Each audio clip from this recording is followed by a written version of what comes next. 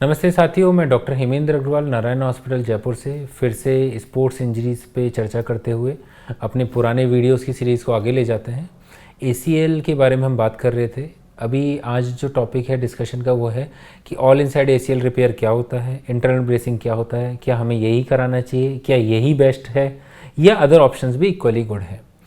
Internal bracing के बारे में बात करते हैं। इंटरनल ब्रेसिंग क्या है? एक ब्रेस मतलब एक जब भी ब्रेस क्या होता है, एक सपोर्ट। एक होता है एक्सटर्नल सपोर्ट जो आप कोई भी आप प्रोस्थेटिक पहनते हैं, हाथ पैर के बाद ब्रेस लगाते हैं, मींस जो घुटने को एक सहायता देता है एक पोजीशन में रहने के लिए। ये सेम इंटरनल ब्रेस टेक्निक है। इंटरनल ब्रेस में क्या है कि जब भी हम ACL लिगामेंट को रिकंस्ट्रक्ट किया तो साथ में एक फाइबर टेप से उसको इंटरनली ब्रेस कर दिया, मींस उसको एक और सपोर्ट दे दिया ताकि उस पर चोट कम लगे। अब क्यों ऐसा किया गया, क्या नुकसान है, क्या फ़ायदा है? ओवरऑल क्या देखा गया है कि ACL लिगामेंट जब भी हम रिकंस्ट्रक्ट करते हैं तो उसका एम ये होता है कि बोन के साथ हमने जो लिगामेंट को बनाया वो 3 से 4 महीने में उससे जुड़ जाता है और जुड़ के नेटिव लिगामेंट की तरह हो जाता है। बट इसके बीच में आपको एक्सरसाइज करनी है, स्पोर्ट्स प्लेयर को जल्दी अपने फील्ड पे जाना है और आपको एग्रेसिवली ठीक होना है।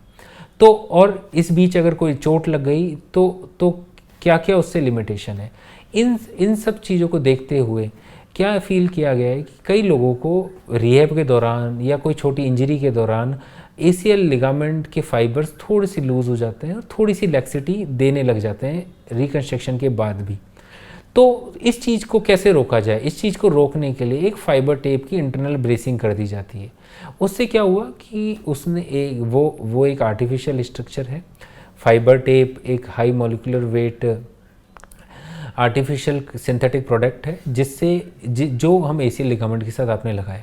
तो जब भी कोई घुटने पे चोट लग रही है या आप रिगरस एक्सरसाइज कर रहे हो रिहैब को जल्दी ठीक होने के लिए, तो जो भी अनड्यू प्रेशर है वो शुरू में ब्रेस उस पर आता है और वो उस पर आने के कारण आपका जो नेटिव लिगामेंट रिकंस्ट्रक्ट किया उसको वो सपोर्ट दे देता है, खिंचे नहीं, टूटे नहीं और दोबारा से लैक्स ना हो। तो वो ब्रेसिंग बहुत लोगों में फ़ायदेमंद होती है जिनको स्पोर्ट्स जल्दी खेलने हैं, जल्दी ठीक होना है या अपनी एक्सेसिव एक्सरसाइज करनी है इन अ ड्यू शॉर्ट टाइम।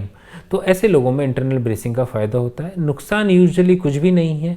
आपको एक मेनली एक फाइबर टेप की कॉस्ट एड ऑन होगी but doesn't make much problem और उसके साथ में ही आपके लिगामेंट को एक सपोर्ट मिल जाता है। अदर डिस्कशन है ऑल इनसाइड ACL रिपेयर क्या होता है। बहुत लोग इस चीज़ के बारे में वीडियोस बनाते हैं। बहुत लोगों का आपने देखा होगा कि सिर्फ यही सुपीरियर है, यही कराना चाहिए या यही इंटरनल ब्रेस के साथ कराना चाहिए। ऐसा नहीं है। हर सर्जन का हर पेशेंट के हिसाब से ट्रीटमेंट आइडेंटिफाई किया जाता है और उसको उस बारे में समझाया जाता है।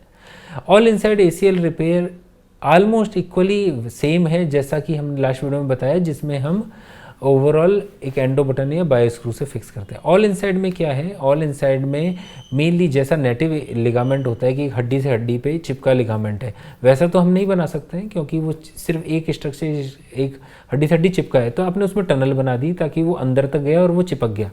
तो मेनली जब एक एस्टेब्लिश मेथड है वो यही है कि फीमर में टनल बनाई, उसमें एंडो बटन लगाया, टीबिया में टनल बनाई, उसमें स्क्रू कसा।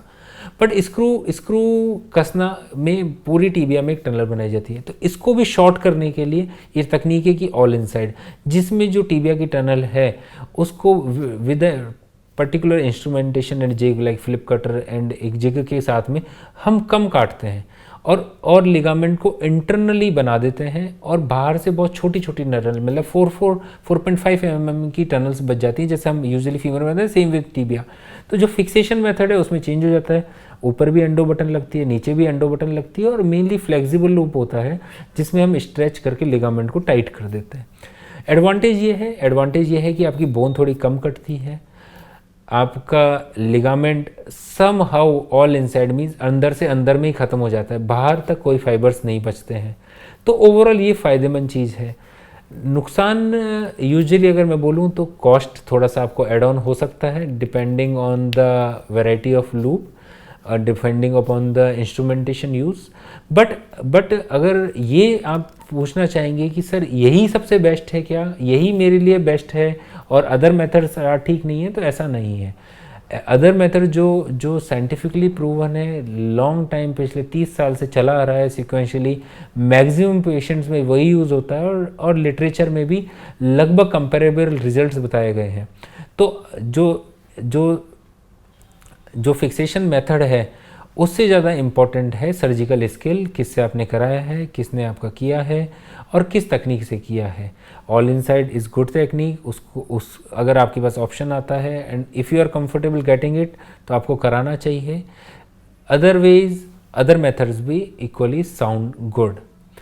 तो आइडियल अगर मेरे से पूछा जाए कि सर आइडियल ट्रीटमेंट क्या है, आइडियल ट्रीटमेंट पर्सन स्पेसिफिक है, ऐसा नहीं है कि किसके लिए क्या है। अगर कोई बोलता है कि सर मैं कबड्डी खेलता हूँ, मैं ओलंपियन कबड्डी प्लेयर हूँ, तो मैं बोलूँगा कि मैं आपको बोन पर्टिकुलर बोन का करूँगा, चाहे स्कार बड़ा रहेगा पर आपकी स्ट्रेंथ पूरी रहेगी। एक पर्सन है जो डे रूटीन सिर्फ ऑफिस लाइफ स्टाइल है कि कार से ऑफिस तक गए आ गए, तो उनके लिए कोई भी हेमस्ट्रिंग ग्राफ्ट का क्वाड्रिपल तकनीक से किया गया एसीएल लिगामेंट रिकंस्ट्रक्शन भी इक्वली गुड है। अगर कोई ओकेजनल स्पोर्ट्स प्लेयर है उसको क्या कराना चाहिए, अगर वो मुझसे पूछता है तो मैं बोलूँगा कि अगर आप स्पोर्ट्स खेलना चाहते हैं एंड स्पेशली कॉन्टैक्ट स्पोर्ट कभी कभार, तो अगर मैं प्रीफर करूँगा तो मैं डबल बंडल रिपेयर करूँगा। अब डबल बंडल क्या होता है, डबल बंडल रिपेयर ही अच्छा है क्या, ऐसा भी नहीं है, पर इसके बारे में आगे की वीडियो में चर्चा करेंगे। आज के सारांश में मेरा यही है कि कोई भी तकनीक ऐसा नहीं है कि यही सुपीरियर है, पर आर्थ्रोस्कोपिकली एसीएल रिकंस्ट्रक्शन इकलौता इलाज है एसीएल के लिए, चाहे वो ऑल इनसाइड किया जाए या फिक्सेशन मेथड डिफरेंट हो, पर arthroscopically one of the best technique है। ठीक है।